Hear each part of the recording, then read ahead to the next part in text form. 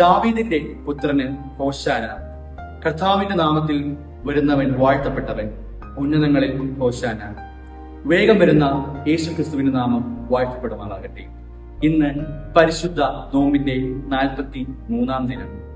ഹോശാന ഞായറായി നാം ആചരിക്കുന്ന ദിനമാകുന്നുവല്ലോ ഇന്ന് സഭയായി ചിന്തിക്കുന്ന ചിന്താവിഷയം എന്നുള്ളത് രക്ഷയ്ക്കായുള്ള മുറവിളി, മശിഹായുടെ ആഗമനം എന്നുള്ളതാണ്.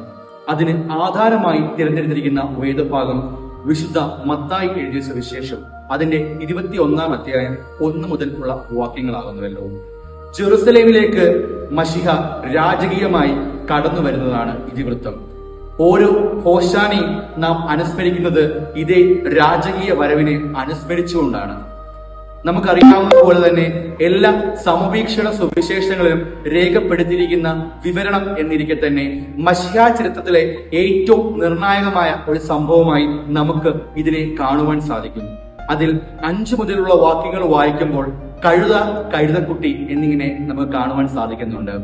കഴുതകളെ നാം എങ്ങും എവിടെയും കെട്ടിയിടാറില്ല. എന്തുകൊണ്ട് എന്ന് വെച്ചാൽ കഴുതകൾ ഒരിക്കലും അവയുടെ യജമാനന്റെ അതിരുകൾ ലംഘിച്ച് പുറത്തു പോവുകയില്ല. എന്നാൽ ബന്ധിക്കപ്പെട്ട ചില മനസ്സുകളുടെ, ചില ഹൃദയങ്ങളുടെ വിടുതലും വിമോചനവുമാണ് ഓരോ ഹോശാനയും. തുടർ വാക്യങ്ങൾ വായിക്കുമ്പോൾ നമുക്ക് കാണുവാൻ സാധിക്കുന്നുണ്ട്, രാജകീയമായ ആ വരവിൽ കഴുതക്കുട്ടിയും ആദരിക്കപ്പെട്ടിരുന്നു എന്ന്. കഴുത്തൊടിച്ച് കൊല്ലുവാൻ സാധ്യതയുള്ള, ദൈവാലയത്തിന് മതിലുകൾക്കുള്ളിൽ പ്രവേശിക്കപ്പെടുവാൻ കഴിയാത്ത കഴുതക്കുട്ടികൾ ആദരിക്കപ്പെടുന്നു. അവിടെ അവർ വളരെയധികം സന്തോഷിക്കുന്ന ഒരു കാഴ്ച നമുക്ക് കാണുവാൻ സാധിക്കും. ഇവിടെ എളിയവരുടെ ഒരു പ്രതീകമായി നമുക്ക് കഴുതക്കുട്ടിയെ കാണുവാൻ സാധിക്കും. എളിയവരെ കരുതിയിരുന്ന മശിഹായുടെ വരവിൽ എളിയവർ സന്തോഷിക്കുമ്പോൾ അവരെ ചുറ്റിപ്പറ്റിയിരുന്ന വലിയവർ അതിൽ അസഹിഷ്ണുത കണ്ടെത്തുന്നത് നമുക്ക് മനസ്സിലാക്കുവാൻ സാധിക്കും. നമുക്കറിയാം, കുഞ്ഞുനാളുകളിൽ കഴുതയെയും കുതിരയെയും ബന്ധിപ്പിച്ച് കഥകൾ പറയുമ്പോൾ എപ്പോഴും വിജയം കുതിരയ്ക്കായിരുന്നു. എന്നാൽ നമുക്ക് മനസ്സിലാക്കുവാൻ സാധിക്കും, കഴുതയുടെ ഒരു സന്തോഷത്തിലും കുതിര സന്തോഷിക്കാറില്ല, മറിച്ച് സങ്കടപ്പെടും. കാരണം ആത്യന്തികമായ തന്റെ വിജയം നഷ്ടപ്പെട്ടുവല്ലോ എന്ന് ആലോചിച്ചു.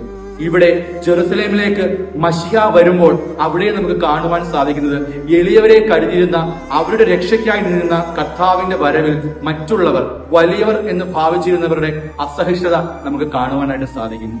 വലിയവർ കെട്ടിക്കൊണ്ടുവരുന്ന ഓരോ നിയമങ്ങളും ഇന്ന് എളിയവരുടെ സന്തോഷം വിഴുങ്ങിക്കളയുന്നതാണ്. എന്നാൽ വലിയവർക്ക് അതിനു പുറത്തും അകത്തും ഒരു കുഴപ്പവുമില്ല എന്ന് വേണം നാം മനസ്സിലാക്കാൻ. എന്നെ കേൾക്കുന്ന പ്രിയപ്പെട്ടവരെ, എന്റെയും നിങ്ങളുടെയും എളിയ ഹൃദയങ്ങളെ മനസ്സിലാക്കുന്ന, എളിയവരെ കരുതുന്ന, അവരുടെ രക്ഷയ്ക്കായി കരുതുന്ന ഒരു കർത്താവ് ഇന്ന് എന്റെയും നിങ്ങളുടെയും മധ്യത്തിലുണ്ട്. നമ്മളുടെ രക്ഷയ്ക്കായിട്ടുള്ള മുറവിളി അത് കേൾക്കുന്ന ഒരു കർത്താവുണ്ട്. സങ്കടപ്പെട്ട ഹൃദയങ്ങളെ, ഹൃദയം നുറുങ്ങിയ മനസ്സുകളെ, നിങ്ങൾ ഈ നോമ്പ് നാളുകളിൽ സ്വയം കരുതേണ്ട ഒരു കാര്യമുണ്ട്.